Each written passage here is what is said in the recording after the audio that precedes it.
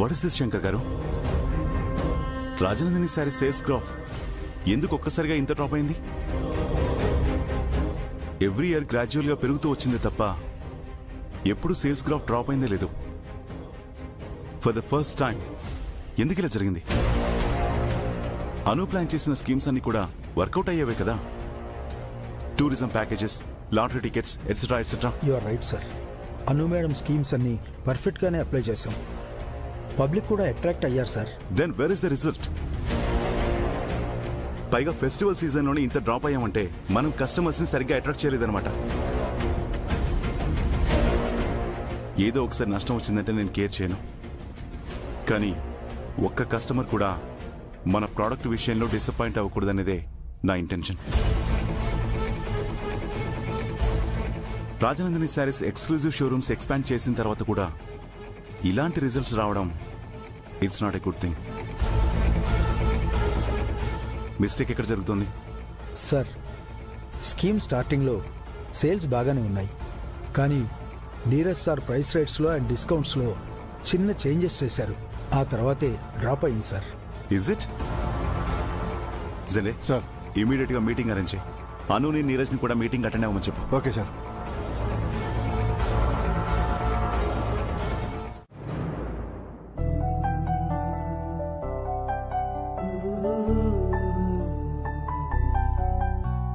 Sir, మీరు Neeraj sir విషయంలో తొందరపడ్డారేమో అనిపిస్తోంది. లేదను, నేను తన విషయంలో కరెక్ట్ డెసిషన్ తీసుకున్నాను. జస్ట్ ఒక్కసారి హెచ్చరించి వర్క్ కాన్సన్ట్రేటెడ్ గా చేసుకోమని చెప్తే సరిపోయేది. వర్క్ నుంచి తీసేయడం అంటే సార్ ప్రెస్టీజ్ ఇష్యూగా ఫీల్ అవుతారేమో. ఆ పోస్ట్కున్న వాల్యూ తెలియాలనే అలా చేశానని. అన్ని ఈజీగా వచ్చేస్తే దాని విలువ అర్థం కాదు. నేను ప్రతిసారి ఎక్స్క్యూజ్ చేస్తూనే వస్తున్నాను, బట్ తనలో వర్క్ పట్ల పూర్తి డెడికేషన్ రావడం లేదు. అందుకే కాస్త సీరియస్గా బిహేవ్ చేస్తే అయినా తన తప్పేంటో తెలుసుకుంటాడు అనిపించింది. నిజమే అనుకోండి, కానీ నీరజ్ సార్ మిస్అండర్స్టాండింగ్ చేసుకుంటే? నో వే అను. నాకు నీరజ్కి మధ్య అలాంటి సిచ్యువేషన్ ఇప్పటి వరకు రాలేదు, ఇకపై రాదు కూడా. నేను ఇలా చేశాను అంటే ఏదో ఒక రీజన్ ఉంటుందని ఆలోచిస్తాడే తప్ప ఎందుకు ఇలా చేశాడని అనుకోడు. అదే కదా నా బాధ. అందరి మీద అపారమైన నమ్మకం ఉంది. మరి నీరజ్ సార్ పోస్ట్ లో వేరే ఎవరినైనా అపాయింట్ చేయాలి కదా. ఇంటర్వ్యూ కాల్ అనౌన్స్ చేయమంటారా? అవసరం లేదను. ఆ పోస్ట్కి తగిన వాళ్ళని నేను ఆల్రెడీ సెలెక్ట్ చేశాను. రేపే జాయిన్ అవుతారు కూడా. అవునా? ఎవరు సార్? సుబ్బు గారు.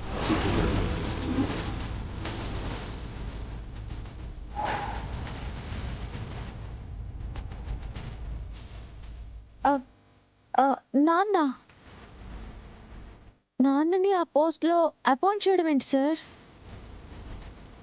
సుబ్బు గారికి సేల్స్ పట్ల ఉన్న అవగాహన, మార్కెట్లో ఎక్స్పీరియన్స్, అన్నిటికంటే మించి పని పట్ల ఆయనకున్న డెడికేషన్. ఇంతకన్నా పోస్ట్కి అర్హత ఏం కావాలను? నాన్న ఆ పోస్ట్కి న్యాయం చేయగలరని నాకు నమ్మకం ఉంది సార్. కానీ నీరజ్ సార్ ప్లేస్ లో నాన్నకి అథారిటీ ఇవ్వడం అంత బాగోదేమో అని.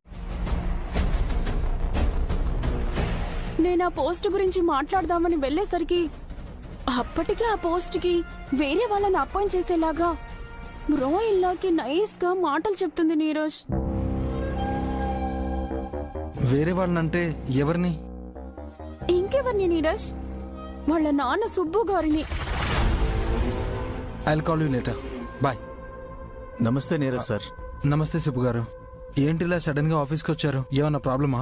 అబ్బే అదేం లేదు సార్. ఆర్య సార్ ఏదో అర్జెంటుగా మీతో మాట్లాడాలి రమ్మంటేను ఇలా వచ్చాను. ఓకే, దాదా క్యాబిన్లో ఉన్నారు, వెళ్ళండి. సరే సార్.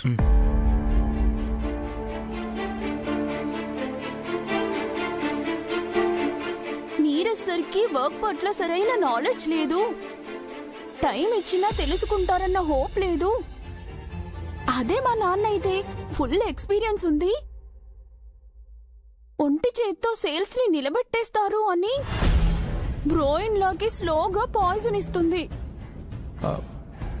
లేదు మాన్సి, వదినమ్మ ఒపీనియన్ అది అయ్యి ఉండదు. నువ్వేం విన్నావు? ఇదిగో నీరజ్, నువ్వు ఇలా అంటావని నేను చెప్పను అన్నాను.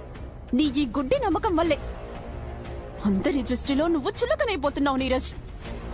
నీ వదినమ్మకి నీ మీద నిజంగా కన్సర్న్ ఉండుంటే నీకొక ఛాన్స్ ఇవ్వమని రిక్వెస్ట్ చేసుండేది.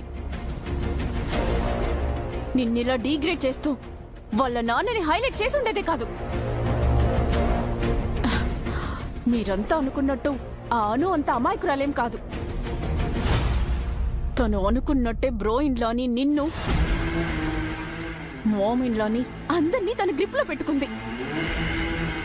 ఇప్పుడు కంపెనీని కూడా టోటల్ గా తన కంట్రోల్లోకి తీసుకునే ట్రయల్స్ లో ఉంది.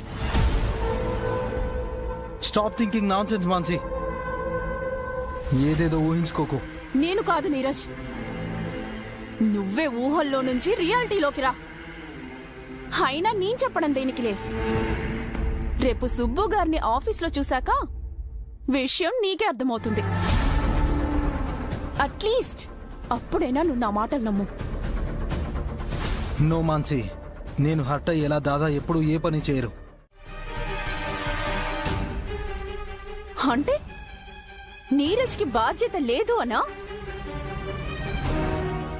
లేక నీరజ్ మీద నమ్మకం లేక?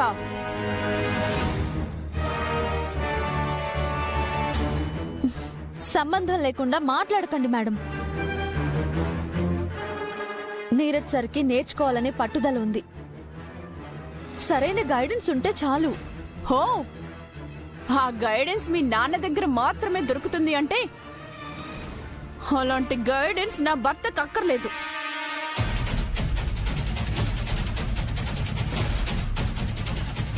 తన కింద పనిచేసే అర్హత కూడా లేని వ్యక్తి కింద నీరజ్ పనిచేయాల్సిన కర్మ ఏమీ పట్టలేదు. మాన్సి,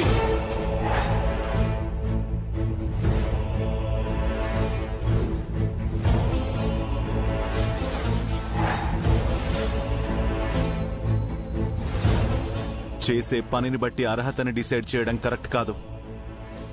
అయినా అందరికీ అన్నిటి గురించి పూర్తి నాలెడ్జ్ ఉండదు. ఎక్కడో ఓ చోట ఎవరో ఒకరి దగ్గర నేర్చుకుంటూ ముందుకు వెళ్ళాలి.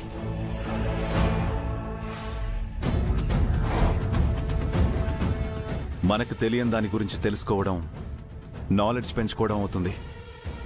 అందులో ఏ తప్పు ఉండదు. సారీ బ్రోయిన్లా, సుబ్బు గారు మీ మామగారు కాబట్టి అను రికమెండ్ చేయబట్టి మీరు తనని మహాజ్ఞానిలా చూడొచ్చు. కానీ నాకు మాత్రం ఆయన నా భర్త కంటే మించిన వాళ్ళైతే కాదు.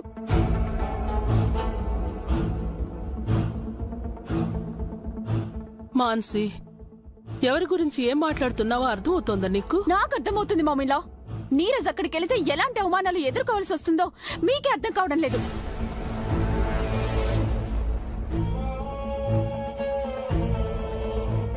మీరే చెప్పండి మామిలా, ఎంబీఏ చేసిన మీ అబ్బాయి ఒక గుమస్తా దగ్గర పని నేర్చుకుంటున్నాడు అంటే మీకెలా ఉంటుంది?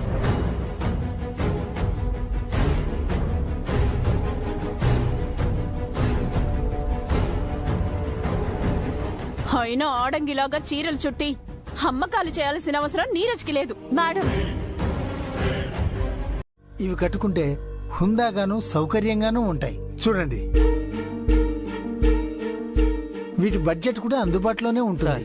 ఇవి చూడండి, ఎంబ్రాయిడరీ శారీస్ ట్రెండీగాను ఉంటాయి, ఫ్యాషన్ గాను ఉంటాయి. ఈ మధ్య చాలా మంది పెళ్లిళ్ళకి ఇవే వాడుతున్నారు. వెంకట, ఆ వెరైటీ చూపించు. ఇవి చూసారా, ఇవి పట్టు శారీస్. ఇవి ప్రత్యేకంగా డిజైన్ చేయించి మా నేతలతో మేమే నేయిస్తాం. వీటిలో చాలా వెరైటీస్ ఆఫ్ డిజైన్స్ ఉన్నాయండి. ఇది చూడండి.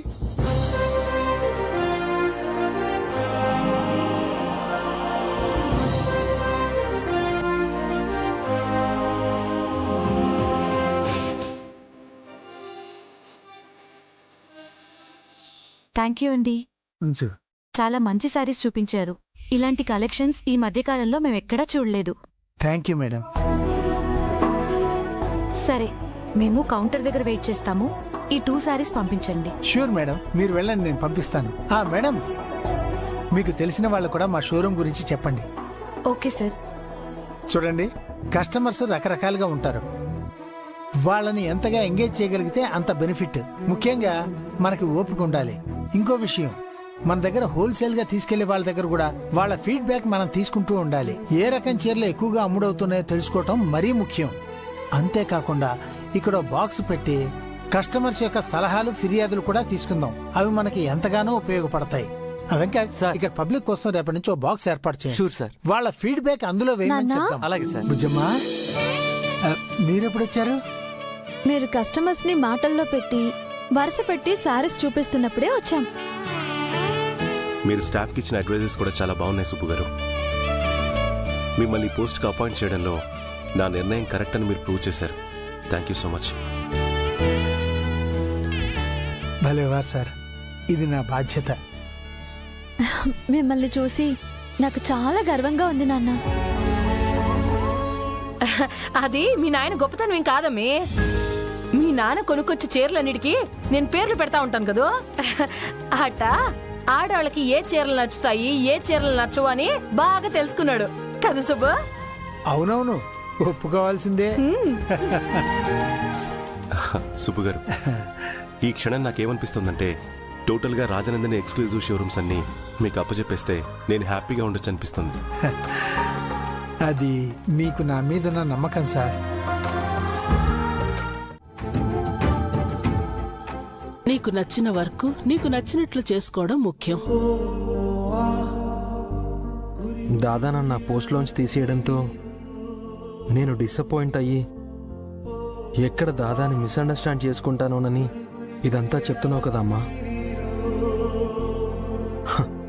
అందుకే కదా ఇన్ని ఆఫర్స్ ఇస్తున్నావు. అది కాదు నాన్న. నీ కన్సర్న్ నాకు అర్థమైందమ్మా.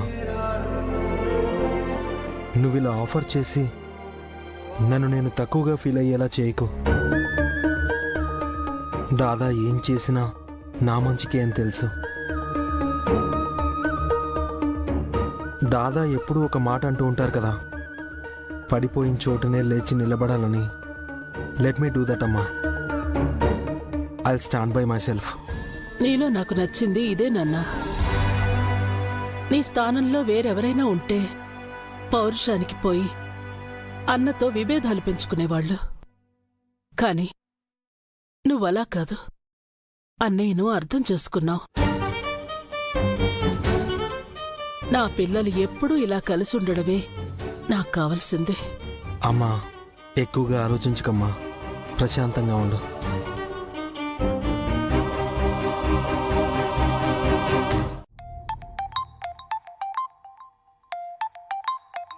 Yes?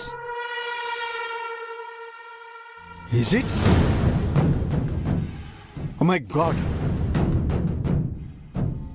Okay, okay. What happens అండి? సుబ్బు గారు డ్యూటీలో ఉన్న షాప్లో ఏదో గొడవ జరుగుతుందంటార్యా.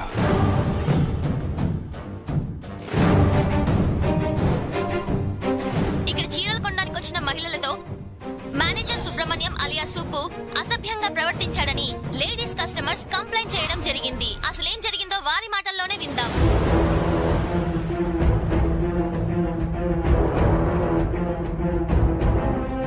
చెప్పండి మేడం, అసలేం జరిగింది? మేము నార్మల్ గా షాప్ లో శారీస్ అవి చూస్తూ ఉన్నామండి. లేడీ హెల్పర్ ఎవరన్నా ఉంటే పిలవండి, శారీ ట్రయల్ చేయాలని ఈయన్ని అడిగితే ఇంత దానికి లేడీ ఎందుకు, నేనే కట్టి చూపిస్తానని మాతో అసభ్యంగా ప్రవర్తించారండి.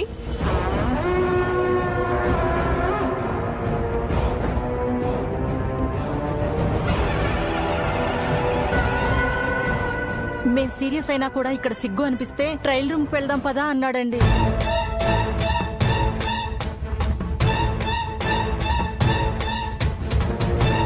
అవును, మేం కంప్లైంట్ చేస్తామని చెప్పినా కూడా నేను ఆర్యవర్ధన్ గారి మామని, నన్నెవరేం చేస్తారని పొగరుగా మాట్లాడాడండి.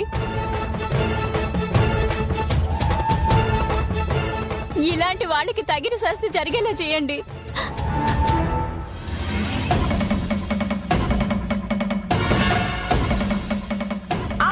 సార్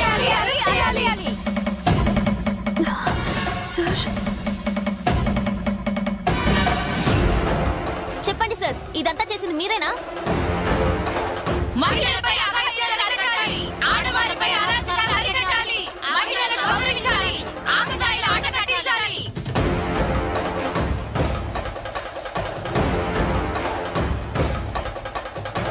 ఏమయ్యా, చూడటానికి పెద్ద మనిషిలాగున్నావు, ఆడవాళ్లతో అసభ్యంగా ప్రవర్తించడానికి సిగ్గుగా లేదు? నేనే తప్పు చేయలేదు మేడం. వీళ్ళు కావాలన్నా ఈ గొడవ అంతా చేస్తున్నారు. ఆడపిల్ల ఎక్కడైనా ఇలా నలుగురిలో కావాలని చెప్పుకుంటుందా? అయినా ఇలాంటి వాడితో మాట్లాడి మేడం, అరెస్ట్ చేసి తీసుకెళ్ళండి.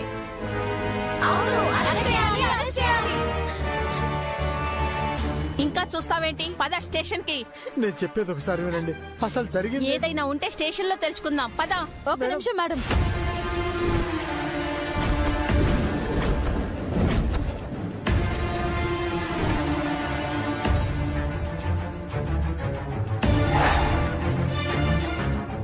అది అక్కడికి వచ్చిందేంటి రఘుపతి? అది ఏదో ఒకటి చేసి వాళ్ళ నాన్నని కాపాడే ప్రయత్నం చేస్తుంది. అది మాత్రం జరగకుండా చూడు. నేను చూసుకుంటానులేండి మేడం. ప్రస్తుతానికి మీరు కాల్ కట్ చేయండి. నేను ఫోన్ చేసి మొత్తం ఇన్ఫర్మేషన్ ఇస్తుంటాను. హలో రఘుపతి, రఘుపతి. ఇప్పుడు ఈ అను ఏం చేస్తుందబ్బా?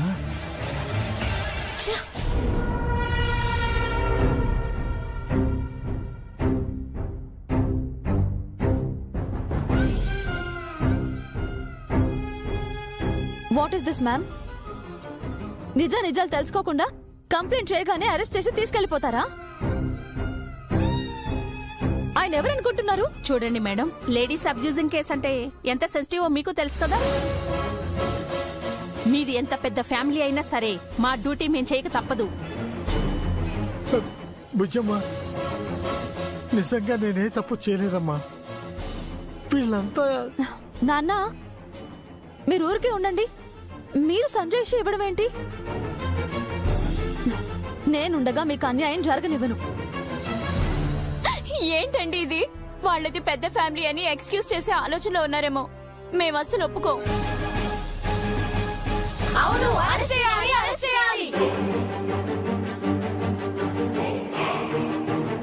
చూస్తున్నారు కదా మేడం, మహిళా సంఘాలు కూడా ఎంత పెద్ద గొడవ చేస్తున్నాయో. Please cooperate with me. రండి సార్. ఆగండి మ్యామ్. మా నాన్న తప్పు చేశారనే కదా మీరు గొడవ చేస్తున్నది? ఆయన ఏ తప్పు చేయలేదు అని నేను నిరూపిస్తాను. మా నాన్న మీతో మిస్బిహేవ్ చేశారు, అదే కదా మీ కంప్లైంట్? అవును. మీరు చెప్పింది నిజమే అయితే సీసీటీవీ కెమెరాలో రికార్డ్ అయ్యే ఉంటుంది కదా. ఇప్పుడే ఫుటేజ్ అంతా చెక్ చేద్దాం. తప్పెవరిదో తెలిసిపోతుంది. చెక్ చేయండి. సెక్యూరిటీ, అఫ్ కోర్స్ వాళ్ళ ఆట కట్టించే వస్తున్నాను అనుకోండి. మీకు తెలిసే ఉంటుంది. అడ్డమైన విషయాల గురించి ఆరా తీసే అలవాటు నాకు లేదు. కానీ అడ్డమైన ఆలోచనలు చేసే అలవాటు ఉంది కదా madam. What non sense. I mean, Neeraj sir స్థానంలో మా నాన్నని అపాయింట్ చేశారు అనే అక్కస్సు భరించలేక మీరేమైనా ఇలాంటి ఆలోచన చేశారేమో అని చిన్న అనుమానం, అంతే. ఏంటి నీ కంటికి నేను ఎలా కనిపిస్తున్నాను? అలాంటి చీప్ ట్రిక్స్ ప్లే చేయాల్సిన అవసరం నాకేంటి? మీకు ఆ అవసరం లేదు అనే నేను చెప్తున్నాను మేడం. చూడండి మేడం, నీరజ్ సార్ విషయంలో ఆర్య సార్ ఆలోచించి ఆ డెసిషన్ తీసుకున్నారు. ఎందుకంటే మరోసారి భయంతో బాధ్యతగా ఆలోచిస్తారని. అందుకే సార్కి కొత్త ప్రాజెక్ట్ అప్పగించే ఆలోచనలో ఉన్నారు. ఇక మా నాన్నని అపాయింట్ చేయడం అంటారా? అది పూర్తిగా ఆర్య సార్ నిర్ణయమే. అందులో నా ఇన్వాల్వ్మెంట్ ఏమీ లేదు. నాన్న సేల్స్ ని పెంచగలరు అనే నమ్మకంతో తనకి ఆ బాధ్యతనిచ్చారు. కేవలం సేల్స్ గ్రోత్ గురించే ఆలోచించారే తప్ప మరొకటి కాదు మ్యామ్. ఇప్పుడు అసలు ఈ సోదంతా నాకెందుకు? ఏ పోస్ట్ లో ఎవరినైనా పెట్టుకోండి, ఐ డోంట్ కేర్. నేను ఈ విషయంలో గొడవ చేయాలి అని అనుకుని ఉంటే మీ నాన్నని ఆఫీస్లో చూసిన రోజే ఇష్యూ చేసి ఉండేదాన్ని. పోనీలే పాపం, నా మొగుడు పేరు చెప్పుకొని 3 పూట్ల తిండి తింటారులే, అసలే ఏ పని లేని ఖాళీ బ్రతుకులు కదా అని జాలిపడి వదిలేశాను.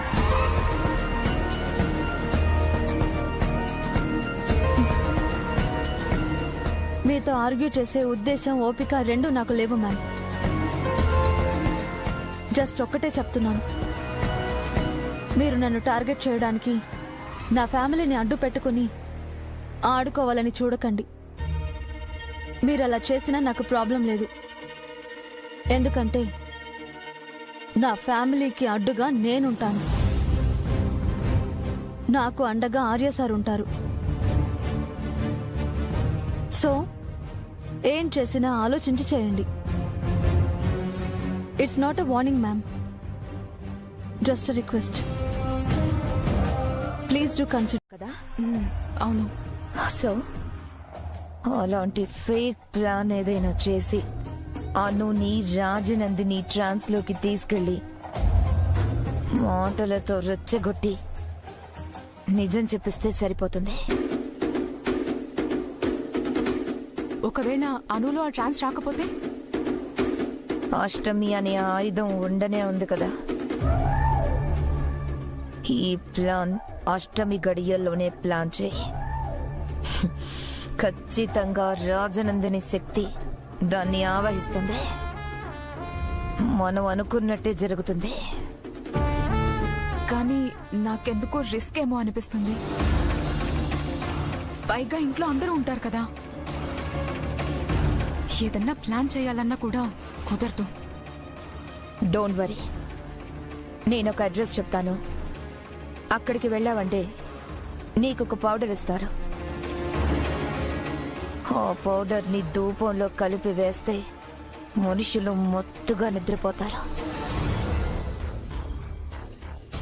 అంతేకాదు, ఆ ధూపం శక్తుల్ని ఆవాహన కూడా చేస్తుంది.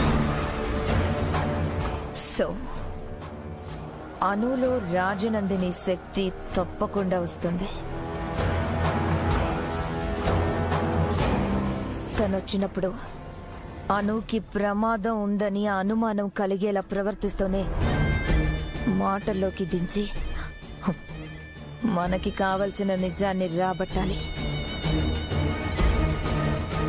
మనం ఎక్స్పెక్ట్ చేసినట్టు జరిగితే అను యొక్క ఓటమికి మన గెలుపుకి తిరుగుండదు. అర్థమైంది కదా? ఎస్, పూర్తిగా అర్థమైంది. ఇంకొక విషయం, నువ్వు ఇదంతా చెయ్యాలంటే అష్టమి వరకు వెయిట్ చేయాలి. ఆలోపు నువ్వు చెయ్యాల్సిన మరో ముఖ్యమైన పని వర్ధన్ కుటుంబంలో అంతర్యుద్ధాన్ని రేకెత్తించడమే. అంతర్యుద్ధమా?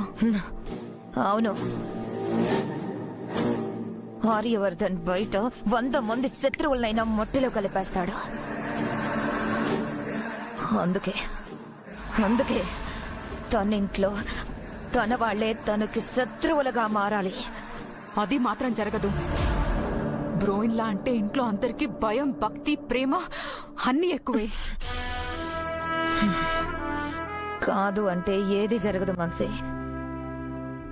జరిగేలా నువ్వే చెయ్యాలి.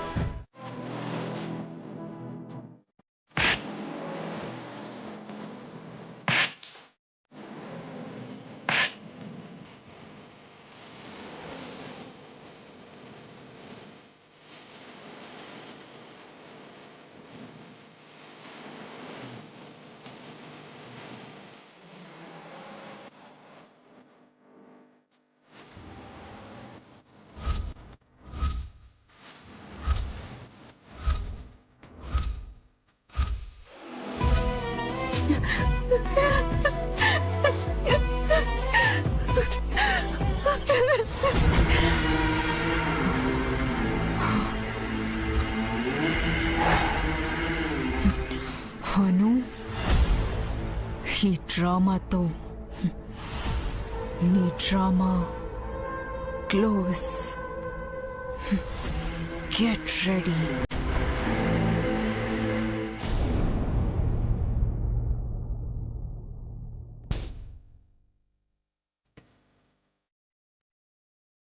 Good morning Arya. Good morning అమ్మా. అను ఎక్కడ? తను ఇంకా లేవలేదు. డిస్టర్బ్ చేయడం ఎందుకులే అని నేనే లేపలేదు. నీరజ్, మాన్సి ఎక్కడ? ఏమమ్మా నాకు తెలీదు.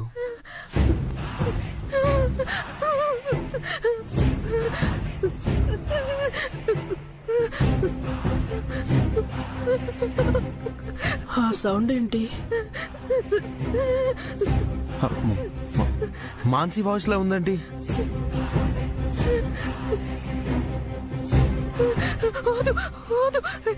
నేనేం చేయలేదు, ప్లీజ్ నన్ను వదిలేసేయ్. మాన్సీ నన్నేం చేయదు. మాన్సి, మాన్సీ, మాన్సీ ఏమైంది? మాన్సీ, మాన్సీ ఏమైంది? నన్ను చూడు మాన్సీ, నన్ను చూడు. ఏమైంది మాన్సీ? ఏమైంది మాన్సీ నీకు? మాన్సీ, మాన్సి ఏమైందమ్మా? ప్లీజ్ మాన్సీ, మాన్సీ ఇటు చూడు. మాన్సీ చూడు. మాన్సి, మాన్సి ఏమైంది నీకు? ఎందుకు ఎవరో నిన్నెందుకు చంపుతారు? ఏదైనా పీడకల కన్నావా? లేదు లేదు, నేను చెప్పేది నిజం. తను మళ్ళీ వస్తుంది. ఇక్కడ ఉంటే నన్నే కాదు, నేను కూడా చంపేస్తుంది. నీరజ్, మాన్సీ, మాన్సీ, మాన్సీ ఎవరు చంపుతారు? మాన్సీ నిన్నెవరేమన్నారు చెప్పు. ఆను, ఆను నీరజ్.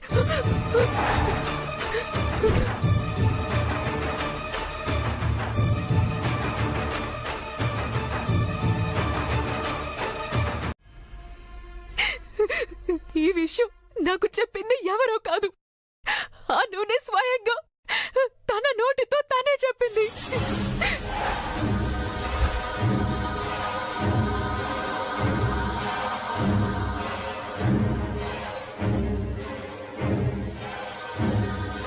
ఏంటి?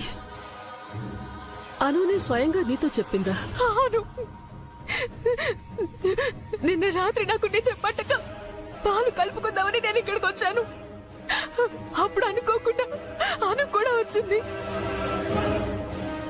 ఆ పాలల్లో ఏం కలిపావు, ఎవరి కోసం అని చెప్పి కారణం లేకుండా నాతో గొడవ పెట్టుకుంది.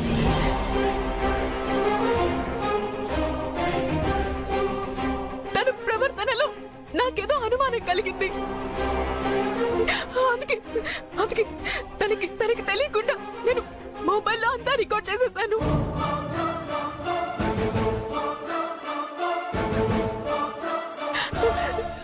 ఆర్గ్యుమెంట్ హీట్ లో తనే నా కడుపు పోయేలా కుట్ర చేశానని చెప్పింది.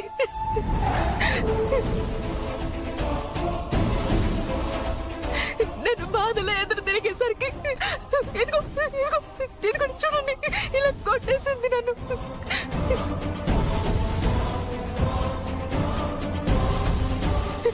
కావాలంటే మీరే చూడండి ఒకసారి. నువ్వా? ఏం చేస్తున్నావు? ఈ టైంలో నువ్వేంటి ఇక్కడ? అదే అడుగుతున్నాను. వేళ కాని వేళలో నువ్వు ఇక్కడేం చేస్తున్నావు? ఏం చేస్తా నీకెందుకు? అన్నిటికీ నీ పర్మిషన్ తీసుకోవాలా? Mind your own business. చెప్తావా చెప్పవా? ఏంటి మీదకి వచ్చేస్తున్నావు? సరిగ్గా నిద్ర పట్టకపోతేను ఇదిగో పాలు కలుపుకుందామని వచ్చాను.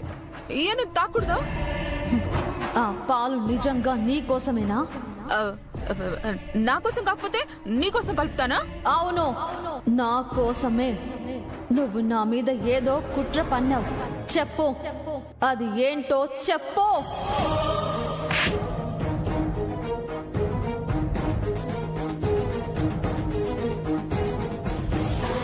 నీకు నాకు పడదు అని చెప్పు, నేను ఒప్పుకుంటాను. నువ్వు చేసే పనులకు నేను అడ్డు తగులుతున్నాను అని చెప్పు, అది నేను ఒప్పుకుంటాను. అంతేగాని ఇలా అర్థం పర్థం లేకుండా నా మీద నిందలు వేసి నన్ను మాత్రం బ్యాట్ చేయాలని చూడకు. ఏం చేస్తావు? ఏం చేస్తావు? ఒక్కసారి నా జోలికి వచ్చినందుకే జీవితంలో తల్లయ్యే అవకాశాన్ని పోగొట్టుకున్నాను.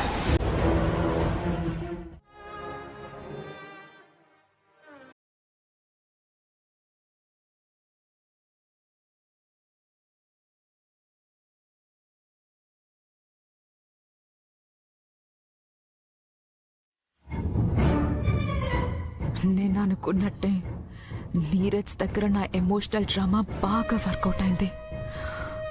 నీరజ్, నువ్వు ఈ మూడ్లో ఉండగానే ఆస్తికి కాస్త ఆద్యం పోయాల్సిందే. నీరజ్,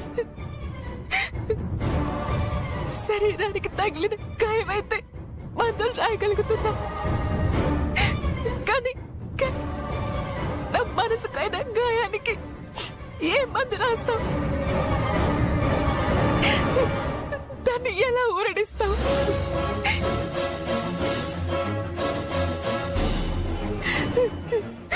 ఒక అమ్మాయి లైఫ్ లో అమ్మ అవ్వడం అనేది ఎంతో ముఖ్యం. అప్పుడే తనని సమాజం అంతా పరిపూర్ణమైన స్త్రీగా గుర్తిస్తుంది. లేదంటే అడుగడుగున అవమానాలే ఎదురవుతాయి. నేను జీవితంలో అమ్మాని పిలిపించుకోలేను.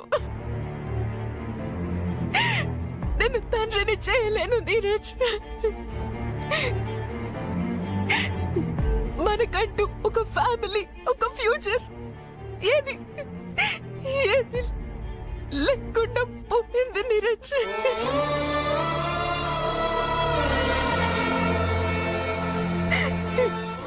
ఇక నేను ప్రాణాలతో ఉండి ఏ లాభం నీరజ్? నేను బ్రతికినంత కాలం అవమానాలు పడుతూ బ్రతకాల్సిందేనా నీరజ్? నేను అమ్మ వాళ్ళని, ఇంటికి వారసుని ఇవ్వాలని ఎంతగా కలకన్నాను తెలుసా నీరజ్? కడుపుతో ఉన్న ఒక అమ్మాయిని మన ఇంట్లో దాచి నేను ఫేక్ ప్రెగ్నెన్సీ డ్రామా ఆడానని అందరూ నన్ను అవాయిడ్ చేసేశారు. నేను అలా చేసింది ఆస్తి కోసం కాదు నీరజ్.